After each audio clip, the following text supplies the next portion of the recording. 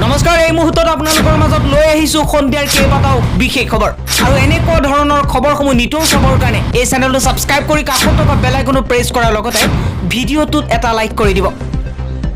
আৰু সন্ধিয়াৰ প্ৰথম গুৰুত্বপূৰ্ণ খবৰটো দিবলৈ লৈছোঁ আপোনালোকক। বৰপেটা, শোণিতপুৰ আৰু মৰিগাঁও জিলাত 15 দিনৰ বাবে বন্ধ থাকিব সকলো শিক্ষানুষ্ঠান।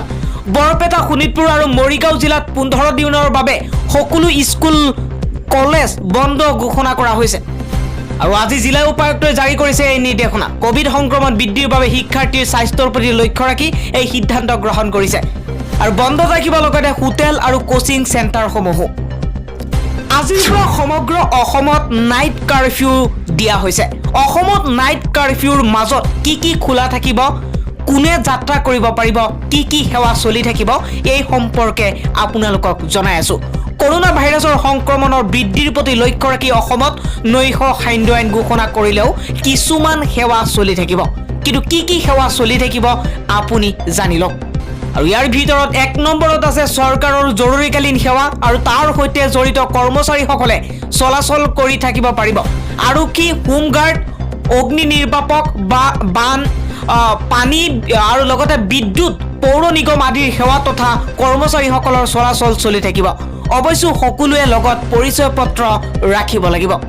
আৰু 2 নম্বৰত আছে পৰিচয় পত্ৰৰ সৈতে ন্যায়িক বিষয়া আৰু কোৰ্টৰ বিষয়াসকলে চলাচল কৰি থাকিব পাৰিব।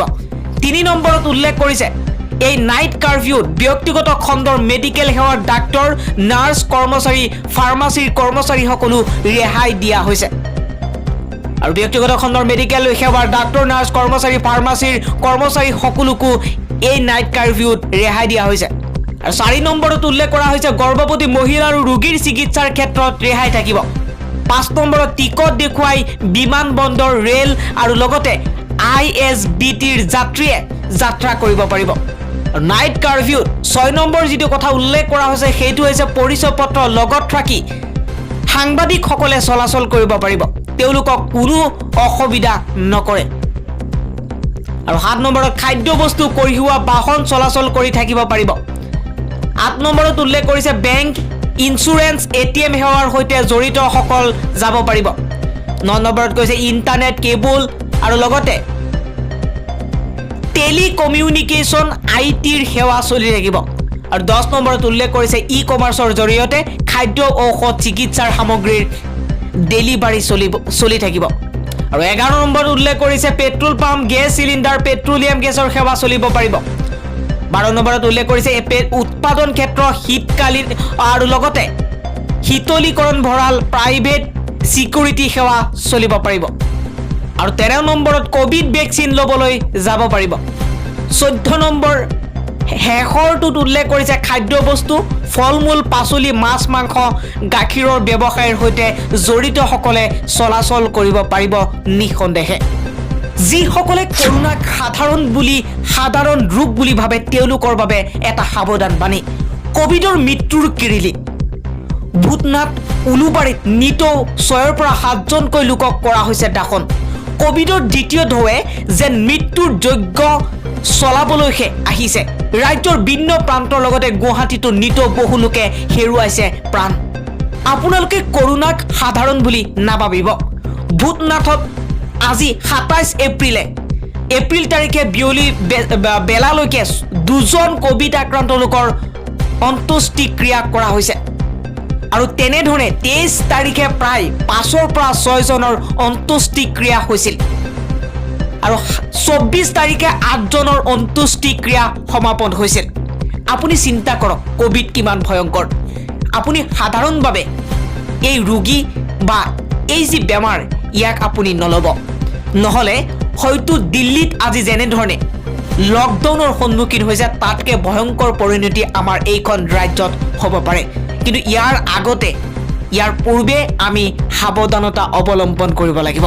চৰকাৰে দিয়া প্ৰট'কলসমূহ আমি নিঃসন্দেহে আমাৰ নিজৰ স্বাৰ্থৰ কাৰণে, আমাৰ পৰিয়ালৰ বাবে, আমাৰ সকলো অসমবাসী ৰাইজৰ বাবে, সমগ্ৰ মানৱ জাতিৰ কাৰণে আমি নিঃসন্দেহে পালন কৰিব লাগিব। 25 তাৰিখে সপ্তাহটোৰ সৰ্বাধিক 11জনৰ অন্ত্যেষ্টিক্ৰিয়া কৰা হৈছিল। আৰু যোৱাকালি 26 তাৰিখে এজনৰ অন্ত্যেষ্টিক্ৰিয়া হৈছিল। বুধনাথত কোভিডত আক্ৰান্ত হৈ মৃত্যু হোৱা লোকৰ অন্ত্যেষ্টি ক্ৰিয়া কৰাৰ কামত মুঠ 6জনকৈ মানুহ নিয়োজিত হৈ আছে। অক্সিজেনৰ অভাৱত বিভিন্ন ৰাজ্যত মৃত্যু হৈছে বহুতো লোকৰ। ক্ৰমাৎ দিল্লীৰ দৰে অৱস্থাৰ দিশে আগবাঢ়িছে উত্তৰ প্ৰদেশৰ চৰকাৰ। ৰাজ্যখনৰ আগ্ৰাৰ এখন হাস্পাতালত অক্সিজেনৰ অভাৱত পুনৰবাৰ 8জনকৈ লোকে প্ৰাণ হেৰুৱাইছে। আনহাতে যোগী আদিত্যনাথ চৰকাৰৰ ৰাজ্যখনৰ কেইবাখনো হাস্পাতালে ইতিমধ্যে প্ৰৱেশদ্বাৰত নিৰ্দেশনা লিখি আঁৰি দিছে যে হাস্পাতালত আৰু বিচনা নাই। ইয়াৰ বিপৰীতে আকৌ বহু হাস্পাতালে ৰোগীসকলক জনাইছে যে হাস্পাতালত অক্সিজেন শেষ হৈছে। গতিকে সকলো ৰোগীয়ে নিজৰ অক্সিজেন নিজে যোগান কৰক আৰু যোগান নিজে ধৰিব লাগিব। যি ঘটনাই কৰাই তুলিছে ৰাজ্যখনৰ ৰোগী তথা ৰাজ্যবাসীক। কেইবাখনো হাস্পাতালত জীৱন মৃত্যুৰে যুঁজিছে বহুতো কৰোনা ৰোগীয়ে। কৰোনাই এজন মানুহৰ বাবে অক্সিজেনৰ মূল্য কিমান তাক বাৰুকৈয়ে প্ৰভাৱ পেলাইছে। আনহাতে ৰাজ্যখনৰ মুখ্যমন্ত্ৰী যোগী আদিত্যনাথৰ দম্বালি মৰা অবয়বাণী এতিয়া থৰক বৰক হৈছে। সকলো এতিয়া কম্পমান। কি হ'ব উত্তৰ প্ৰদেশত? সেইকাৰণে উত্তৰ প্ৰদেশ দিল্লীৰ দৰে ৰাজ্যৰ অৱস্থা যাতে আমাৰ এইখন অসমত পুনৰবাৰ পুনৰাবৃত্তি নহয়, তাৰ বাবে আমাৰ অসমবাসী ৰাইজে কোভিডৰ যি প্ৰট'কল SOP এই সকলোবোৰ সান্ধ্য আইন এই সকলোবোৰ মানি আমি চলিব লাগিব। তেতিয়াহে কৰোনাৰ এই সংক্ৰমণ লাহে লাহে আমাৰ এইখন অসমৰ পৰা আঁতৰিব। কৰোনা কিমান ভয়ংকৰ, কৰোনাই কিমান বিপদত পেলাব পাৰে, কৰোনাই সমগ্ৰ বিশ্বত যি ত্ৰাসৰ সৃষ্টি কৰিছে সেয়া অতি ভয়ংকৰ। কিন্তু কৰোনাৰ এইবাৰ দ্বিতীয় ঢৌ, আৰু এই দ্বিতীয় ঢৌৱে এইবাৰ নিদাৰুণ দৃশ্য হৈ পৰিছে। কোভিডে যেন মানুহক কৰোনাৰ এই দ্বিতীয় ঢৌৰ সময়ত অতিকে নিদাৰুণ তথা হৃদয় বিদাৰক দৃশ্য দেখুৱাবলৈ সাজু হৈছে। এইবাৰ ঔৰংগাবাদৰ এক দৃশ্যই কন্দুৱাইছে সকলো মানুহক। কোভিডে যেন মানুহক মানুহ হিচাপে লোৱা নাই। ঔৰংগাবাদৰ বিদ জিলাত কোভিডত আক্ৰান্ত হৈ মৃত্যুমুখত পৰা 22জনকৈ লোকক একেলগে পাণ জপা দি জাপি এখন এম্বুলেন্সতে শেষ কৃত্যৰ বাবে শ্মশানলৈ লৈ গৈছে। আৰু টুইট যোগে সম্বিত ঠাকুৰে এই কথা উল্লেখ কৰিছে, 22 Covid dead bodies in one single ambulance picture of bed district of Maharashtra. উপায় নাই, কি কৰিব?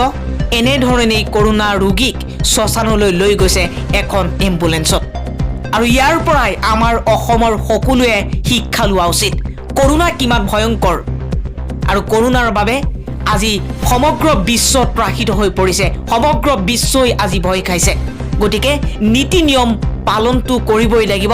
তাৰ বাবে সকলোৱে একেলগতে যুঁজ দিব লাগিব কৰোনাৰ বিৰুদ্ধে।